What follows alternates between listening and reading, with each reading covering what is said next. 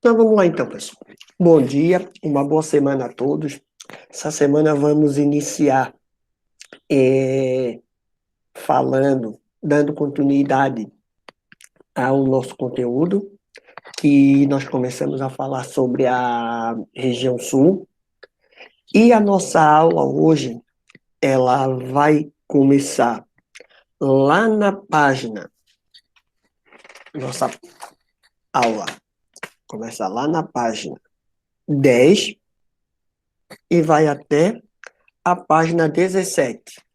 Então, da página 10 à página 17, nós vamos falar sobre a região sul, nós vamos conversar ou nós vamos estudar a hidrografia, economia e a formação social ou a população da região sul. Lembrando que a região sul, em algumas literatura, alguns livros, vocês vão identificar, os autores vão falar que ela é chamada de Europa brasileira. O porquê disso? Um dos motivos é que o processo de colonização dela, é, junto com, junto com a, com os italianos e os alemães, não só esse, mas outros também, tiveram um desenvolvimento, podemos dizer, maior do que as outras regiões, exceto, exceto a região sudeste, que é a região mais rica do Brasil. Então vamos lá.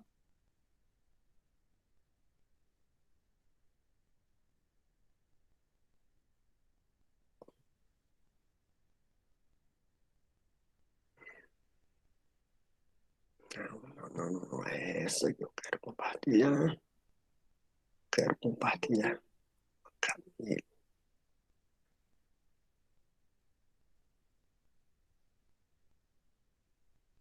Compartilhar. Essa daqui, ó. Então vamos lá, pessoal. Para quem não tem a apostila, quem não tem a apostila, eu vou colocar aqui, ó.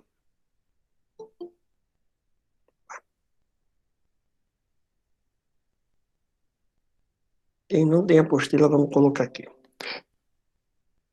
Então,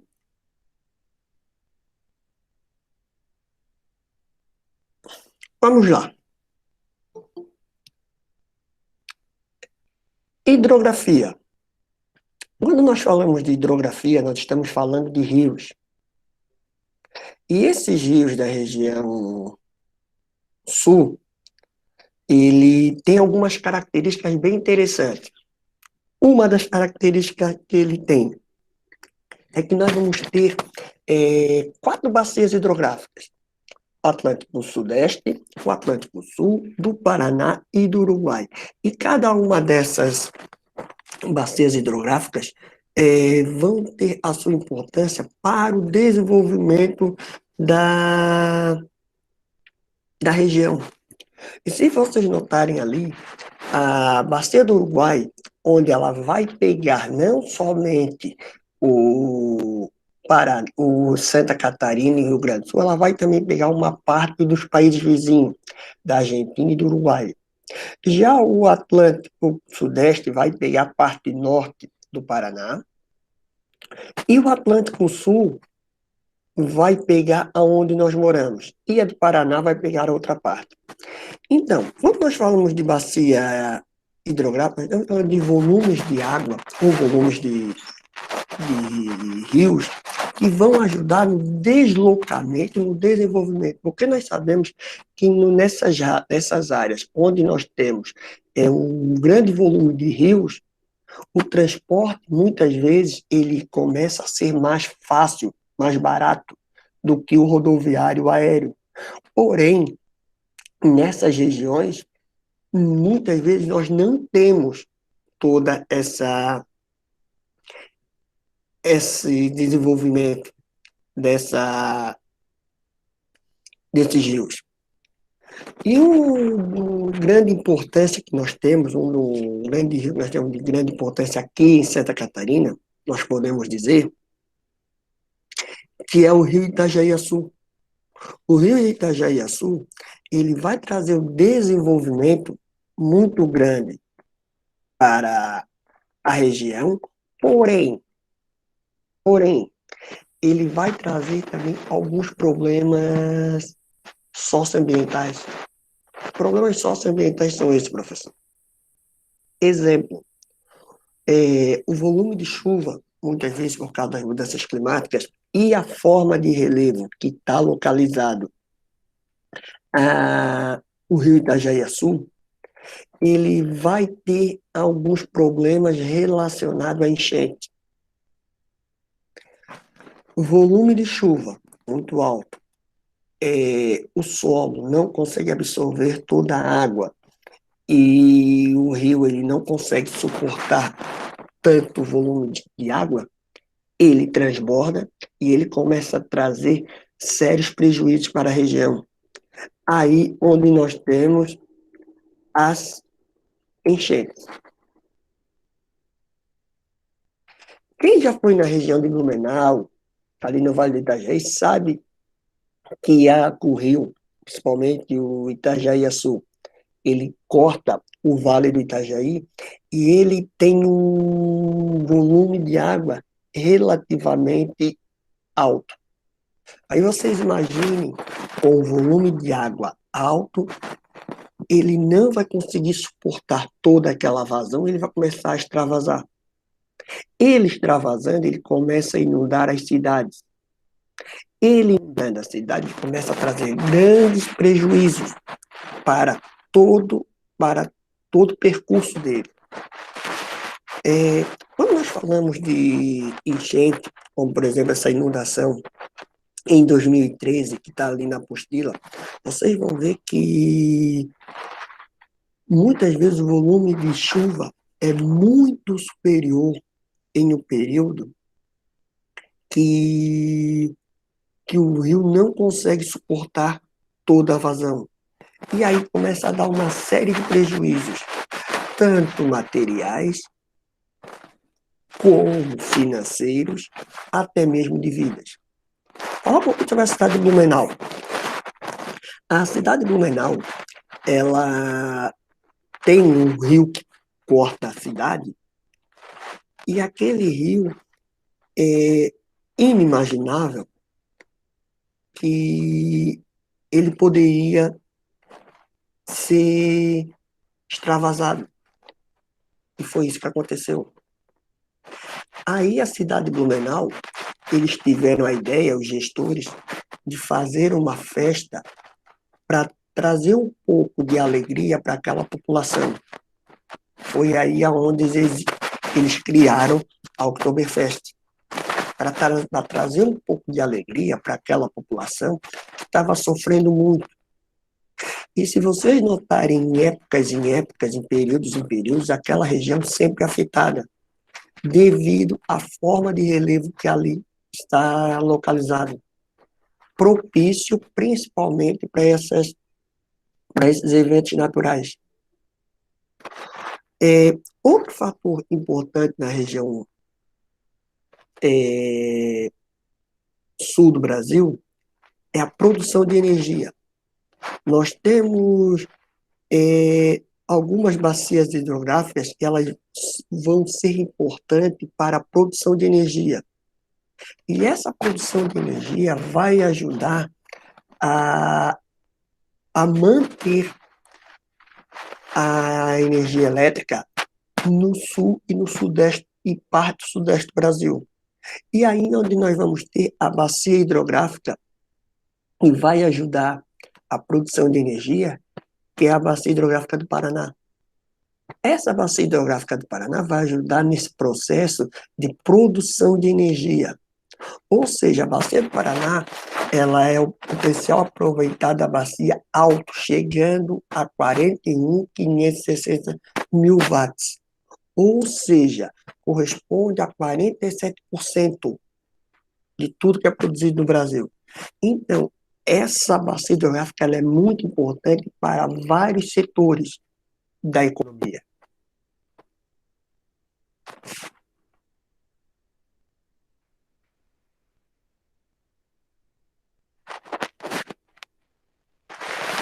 Aí aqui nós temos um exemplo da bacia do Uruguai e do Paraná, onde os rios eles vão cortar a forma de relevo, principalmente os planaltos, e eles vão... É muito comum também em algumas áreas dessa região esses tipos de rios eles terem pequenas quedas. E aí, quem gosta de esportes radicais, principalmente o rafting, em algumas partes e alguns rios, vai ser muito interessante, porque vai atrair um número grande de praticantes para esse tipo de esporte. E aqui nós temos o mar territorial, que ele é ótimo para o desenvolvimento da região. O que é o mar territorial? O mar territorial é aquele mar que fica próximo à costa. Nós temos um mar próximo à costa que vai ajudar o desenvolvimento de toda essa região.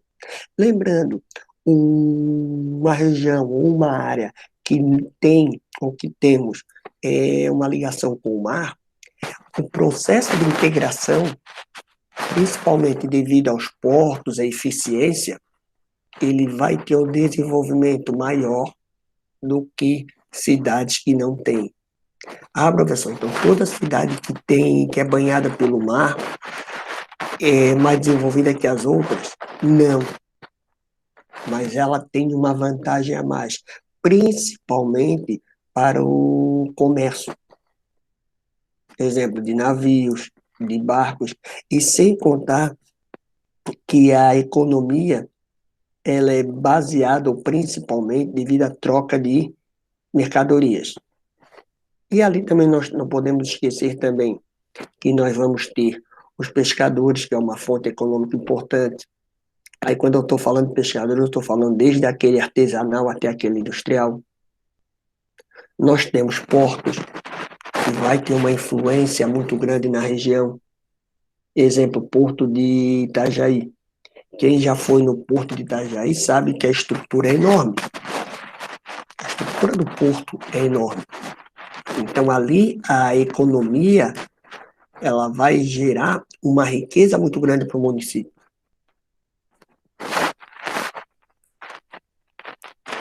E, passar um pouquinho mais rápido, vamos falar um pouquinho de economia e população. Quando nós falamos de economia e população, nós estamos falando da forma que essa população ela vai ter um destaque. População e economia elas vão andar juntos, porque uma coisa vai puxar a outra. Se a economia estiver boa, estiver propícia, a população é atraída. E vice-versa. Vamos lá. Quando nós falamos tem destaque no cenário nacional algumas características. Exemplo, o IDH. O IDH é extremamente alto na região sul. Mesmo com uma série de problemas que nós temos, ele tem um destaque nacional. Nós vamos ter uma boa infraestrutura. Quando eu falo boa infraestrutura, eu estou falando de estradas, aeroportos, serviços, de tudo que é necessário para a região conseguir se desenvolver. E alguns destaques nas áreas urbanas, como, exemplo, a estrutura das cidades. A estrutura das cidades são muito importantes para o desenvolvimento de toda a região.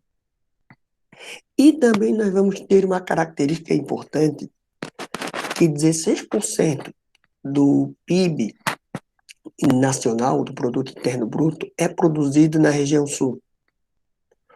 Aí, por isso que muitos analistas, estudiosos falam que a região sul é Europa brasileira. Porque como que uma região pequena consegue ter um desenvolvimento tão grande? Isso tudo, um dos motivos, não é o princípio, podemos dizer que é o principal, mas não é só esse, é o tipo de colonização que aqui nós tivemos. Que aí nós vamos ver que a densidade demográfica, ela não é tão grande, igual nós temos na região sudeste, igual nós temos em algumas cidades da região nordeste.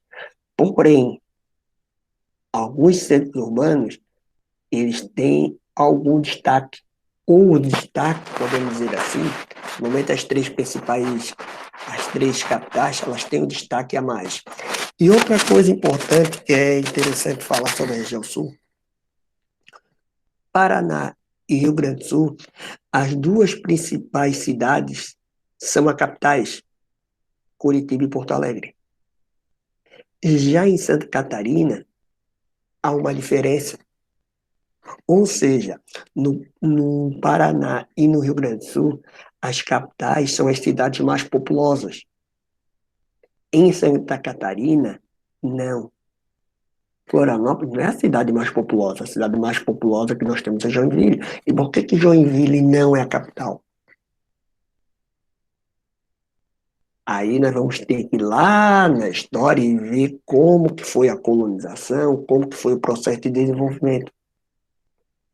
E isso é interessante porque, diferente do Paraná e do Rio Grande do Sul, o estado é muito diversificado. Nós temos uma diversificação muito grande de todo o estado. Tem uma área metalmecânica, outra área carbonífera, outra área de tecnologia, outra área de produção de suíno, papel e celulose. E isso faz com que a dinâmica do estado de Santa Catarina é diferente da dinâmica do estado do Rio Grande do Sul e do Paraná. Por isso que esse estado ele é tão diferente de vários outros estados, inclusive o do sul do Brasil. Aí aqui vamos ter a diferença de alguns indicadores. Esses indicadores vão ajudar a entender como que essa dinâmica populacional. E aqui nós vamos começar a falar um pouquinho sobre as cidades. Quando nós falamos de cidades da região sul, nós vamos ver que elas vão ter uma diferença muito grande, principalmente no modelo de cidade. Nós vamos ver que uma cidade que ela vai ser mais ligada ao tipo de urbanização. Exemplo, em 2017, mais ou menos, em média, era 29 milhões de habitantes da região sul. Isso corresponde a 14% da população brasileira. O setor que mais vai englobar é o setor terciário, que é comércio e serviço. E nós vamos ver que vamos ter algumas cidades, elas vão estar muito ligadas ao tipo de colonização. É um exemplo Joinville. Se vocês forem em Joinville, Blumenau, vocês vão ver que a característica, principalmente das cidades, elas vão estar mais ligadas ao que? Aos alemães.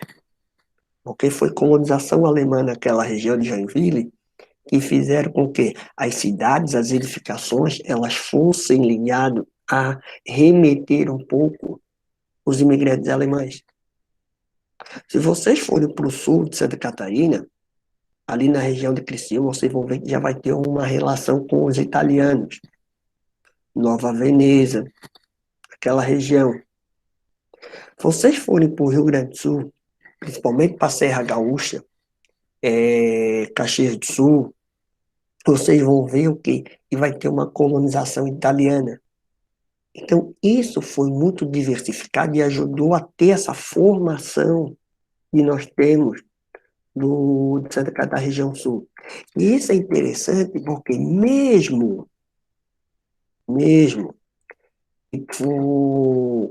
uma colonização diferente, todos eles queriam algo, que era o desenvolvimento da região. E lembrando que esse processo da imigração, ela começa praticamente após 1800. 1840, mais ou menos, começa a vir com grande força esses imigrantes. Por quê? Porque esses imigrantes, eles vão começar a trabalhar no onde era o escravo era para estar. E aí começa a vir uma série de imigrantes para o Brasil. Porém, não foi só italiano e alemães. Vieram os japoneses, vieram os russos, vieram os ucranianos. Mas o que mais ganharam destaque foram os alemães e italianos. Esses dois públicos, eles vieram com um número maior de imigrantes. E quando nós falamos de colonização, nós temos que entender que essa formação social e econômica que nós temos na região sul, elas tiveram alguns exemplos de desenvolvimento, principalmente devido às cidades. As cidades, elas têm uma boa infraestrutura, população hospitaleira, e faz com que ela seja diferente de outras partes do Brasil. Exemplo, região norte, região nordeste. E isso é interessante e a gente consegue ver, conseguimos entender que mesmo com isso tudo, eles conseguiram se desenvolver de uma forma muito igualitária. Mas não nós podemos esquecer da população indígena que aqui morava. E aí, o que é que se faz com essa população indígena que morava aqui? Vamos fazer igual os outros países fizeram? Vamos expulsar eles? Não. Alguns grupos indígenas que estavam inseridos nesse grupo, houveram alguns conflitos? Houveram. Porque o indígena já era dono do território, aí o governo brasileiro começa a fazer propaganda lá fora, principalmente para a população italiana e alemã, para eles virem para cá que tudo dá certo. Só que quando eles vêm para cá, já tem uma população ali. E aí começa a ter alguns conflitos. Não são conflitos grandiosos, igual nos Estados Unidos ou em outras áreas do mundo, mas houve alguns conflitos. Alguns conflitos, podemos dizer assim, o indígena perdeu o seu território. Ele teve que ir mais para dentro da floresta. Outros não. E nós temos que entender, nós temos que respeitar todos os tipos de culturas. Todos. Não interessa se é o alemão, se é o italiano, se é o ucraniano, se é o russo, se é o japonês. Temos que respeitar. Esse grupo indígena, eles tiveram que se reinventar. Ou eles se reinventavam com a sua própria cultura, ou eles tinham que se inserir na cultura do homem da cidade. No começo, isso foi tranquilo. Quando passa-se o tempo, o indígena começa a ter mais contato com o homem da cidade, ele muitas vezes não quer mais continuar com a cultura dele, principalmente os mais novos. Aí começa a dar problema. É o que está acontecendo principalmente nessas tribos indígenas, onde estão muito próximos das cidades. Os mais novos, eles têm sério problema de quê? De continuar as suas tradições. Os mais velhos, não. Agora, os mais novos já têm sérios problemas. E aqui nós vamos ter algumas escolas que tiveram no Brasil. E eu vou contar algumas historinhas para vocês aqui, falar sobre esses movimentos migratórios que tiveram no. É que vai falar sobre as regiões, os três estados, falando um pouco sobre isso aqui, ó. Pessoal, até aqui, alguma dúvida? Todo mundo está entendendo tudo? Alguém ficou com alguma dúvida até o momento? Hum? Então vamos lá. É,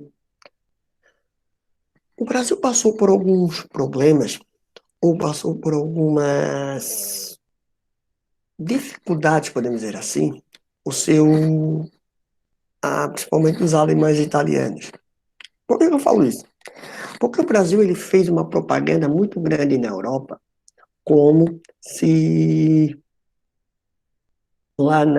aqui na América tudo que se plantava iria dar. Então veio um número muito grande de imigrantes, principalmente italianos e alemães, para a terra nova, ou podemos dizer nova terra, para conseguir se desenvolver. O pessoal, mas chega aqui, eles têm uma série de dificuldades. Primeiro, a língua, a alimentação, o tipo climático, o tipo de solo. Então não foi uma coisa muito simples para eles conseguirem se adaptar. Tudo muito diferente da Europa. Falavam que aqui o terreno, a propriedade já estava limpinha, era só de chegarem aqui e plantar. Muitos têm que fazer uma limpeza muito grande na propriedade. Árvores, animais que eles não conheciam, a alimentação era diferente. Então, alguns não conseguiram se adaptar. E alguns voltaram para a Alemanha, de novo para a Itália, para o país de origem. Então, isso teve uma diferença muito grande. E essa diferença faz com que quem ficou, eles tinham na cabeça, nós estamos obrigados a nos unirmos para nós conseguirmos nos desenvolver. Foi isso que aconteceu. A cidade de Blumenau, o fundador foi Hermann Blumenau. Hermann Blumenau, ele era também trabalhava nesse ramo de trazer os imigrantes para o Brasil. Então ele tinha um livre acesso tanto no Brasil para trazer os imigrantes como na Alemanha. Então ele que trazia os imigrantes para aqui, para aquela região do Vale do Itajaí. Só que houve um problema. Qual foi o problema?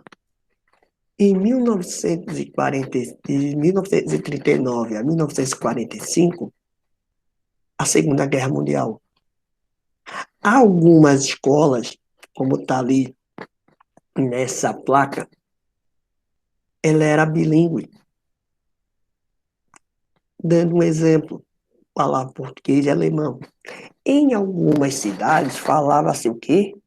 O italiano. O governo brasileiro foi lá e proibiu as escolas de falar as línguas que não fossem português. Por quê? Porque a Itália e a Alemanha e o japonês estavam contra o Brasil na Segunda Guerra Mundial. Então, essas comunidades, elas sofreram muito, porque todo mundo achava que eles também eram inimigos. Então, houve um conflito muito grande nessa região, dessas áreas, porque achava-se que todos os descendentes de italianos, alemães, japoneses que estavam contra o Brasil, eles eram inimigos também. Então, essa população sofreu muito. E alguns relatos que temos nas nossas literaturas, nos livros, mostram que algumas famílias eram perseguidas. Por quê? Porque achavam que era espião, achavam que iria fazer mal. Então, houve uma série de conflitos internos em algumas regiões do Brasil, e na região sul isso não foi diferente, devido a essa forma de colonização e devido a esse processo que houve da Segunda Guerra Mundial. Algumas cidades, algumas escolas nunca mais voltaram a falar alemão ou falar italiano. Outras voltaram. E para não perder a cultura, como eles não poderiam, as crianças não podiam falar alemão e italiano nas escolas, falavam dentro de casa. Porém, na escola não era permitido. Termina-se a guerra, a vida começa a voltar ao normal, e aí nós conseguimos entender e ver que essas cidades, esse processo que houve no mundo, fez o quê? Muito mal para todos. Tanto para um lado como para o outro. E quando nós falamos de algumas cidades de Santa Catarina, principalmente que tem essa ligação com a população alemã muito grande, nós vamos ver que a cidade mais alemã de Santa Catarina é Pomerode, não é Blumenau. É Pomerode, uma cidadezinha próxima a Blumenau. É nessa cidadezinha onde chega na Páscoa, eles pintam os ovos, botam na praça, fazem uma série de festividades lembrando a colonização. Mas Blumenau leva essa fama porque Blumenau foi uma das primeiras e é daquela região a mais importante. Então, a região sul, quando nós falamos de todo o processo de colonização, desenvolvimento, ela merece um destaque porque ela é diferente de outras regiões do Brasil. O seu processo de desenvolvimento econômico é muito diferente de outras regiões. Ah, professor, isso é bom, isso é ruim. Isso é bom porque ele tem uma diversificação no seu processo. E lembrando, se nós pegarmos dados de infraestrutura, de escolaridade, podemos colocar certamente escolaridade, a população da região sul, ela tem um alto índice de escolaridade, diferente da região norte e região nordeste. Isso vem de encontro de todo o processo de desenvolvimento que os imigrantes tiveram. Os imigrantes tiveram um processo muito grande de ajudar a desenvolver essa região. Hoje, Chamada, mas eu posso pedir para o professor para sair.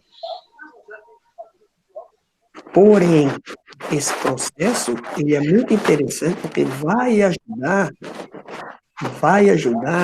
a entender por que essa região conseguiu se desenvolver tão bem e outras ainda não conseguiram. Beleza? Então, deixa eu